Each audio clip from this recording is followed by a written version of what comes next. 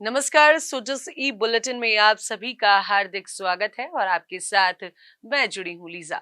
इस ई बुलेटिन में हम आपके लिए लेकर आते हैं प्रदेश की महत्वपूर्ण खबरें और महत्वपूर्ण जानकारियां।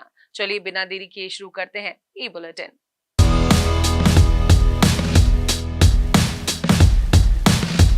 विश्व पर्यावरण दिवस के अवसर पर इस वर्ष गंगा दशमी का अनूठा संगम बना है। राज्य सरकार इस अवसर पर जल स्वावलंबन पखवाड़े का आयोजन कर रही है, जिसका उद्देश्य वर्षा जल के अधिक संग्रहण और जल स्रोतों के रखरखाव एवं स्वच्छता को बढ़ावा देना है। मुख्यमंत्री निवास पर आयोजित बैठक में श्री शर्मा के निर्देश के अनुसार जल स्वावलंबन पखवाड़े में आयोजित गतिविधियों में आमजन की पूर्ण सहभागिता सुनिश्चित की जाए और प्रत्येक गांव को इन गतिविधियों में जोड़ा जाए ताकि यह जन आंदोलन का रूप ले सके। बैठक में विभिन्न विभागों के उच्च अधिकारी मौजूद थे और वीसी के जरिए मुख्य सचिव और समस्त संभागीय आयुक्त एवं जिला कलेक्टर भी जुड़े। इस अवसर पर जल संरक्षण और स्वच्छता के महत्व पर चर्चा की गई और आवश्यक कदम उठाने के निर्देश दिए गए।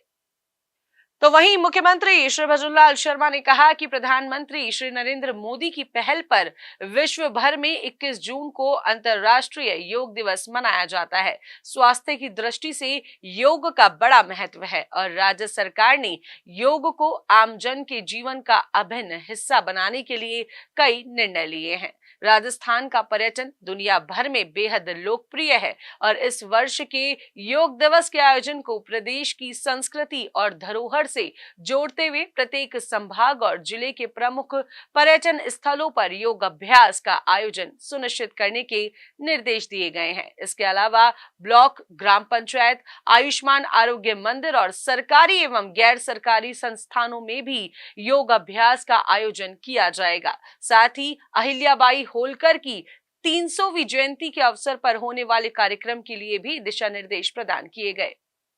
तो चलिए बढ़ते हैं आगे और आपको बता दें कि मुख्यमंत्री श्री भजनलाल शर्मा के नेतृत्व में राज्य सरकार औद्योगिक और ऊर्जा के क्षेत्र को सुदृढ़ करने के लिए संकल्पित है। सरकार निरंतर महत्वपूर्ण फैसले ले रही है जिससे स्थानीय रोजगार को बढ़ावा मिले और विद्युत आपूर्ति की गुणवत्ता में सुधार हो। इसी क्रम में मुख्यमंत्री श्री भजनलाल शर्मा ने एक महत्वपूर्ण निर्णय लेते हुए नवीन औद्योगिक क्षेत्र की स्थापना के लिए अजमेर की कनई कला में 106 हेक्टेयर से अधिक भूमि आवंटन की स्वीकृति प्रदान की है। जी हां, यह भूमि राजस्थान राज्य औद्योगिक विकास एवं विनियोजन निगम लिमिटेड को राजस्थान भू राजस्व अधिनियम 1956 की धारा 92 के तहत गैर प्रदूषणकारी औद्योगिक इकाइयों की स्थापना के लिए आवंटित की गई है।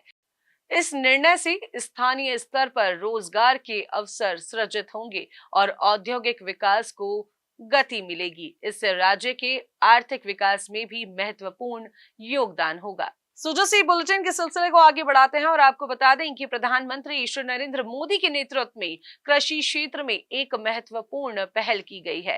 खरीफ सीजन में किसानों को सीधा लाभ पहुंचाने के उद्देश्य से देश भर में विकसित कृषि संकल्प अभियान शुरू किया जा रहा है। केंद्रीय कृषि एवं किसान कल्याण मंत्री श्री शिवराज सिंह चौहान 29 मई को ओडिशा के पुरी से इस अभियान की शुरुआत करेंगे। इस अभियान के तहत देश भर में 12 जून तक वैज्ञानिक गांवों में जाकर किसानों से संवाद करेंगे और उन्हें विकसित कृषि पद्धतियों के बारे में जागरूक करेंगे। भारतीय कृषि अनुसंधान परिषद और केंद्रीय कृषि एवं किसान कल्याण मंत्रालय द्वारा राज्य सरकारों के सहयोग से यह अभियान संचालित किया जाएगा। यह अभियान न केवल विकसित कृषि को बढ़ावा देगा बल्कि प्रधानमंत्री श्री नरेंद्र मोदी के विकसित भारत 2047 के संकल्प को भी साकार करने में महत्वपूर्ण भूमिका निभाएगा। तो सुजस के इस ई बुलेटिन में फिलहाल के लिए इतना ही। जल्द होगी आप सभी से मुलाकात नई खबरों और नई जानकारियों के साथ। तब तक के लिए मुझे दीजिए इजाजत। चैनल को लाइक, शेयर, सब्सक्राइब करना बिल्कुल ना भूलें। नमस्कार।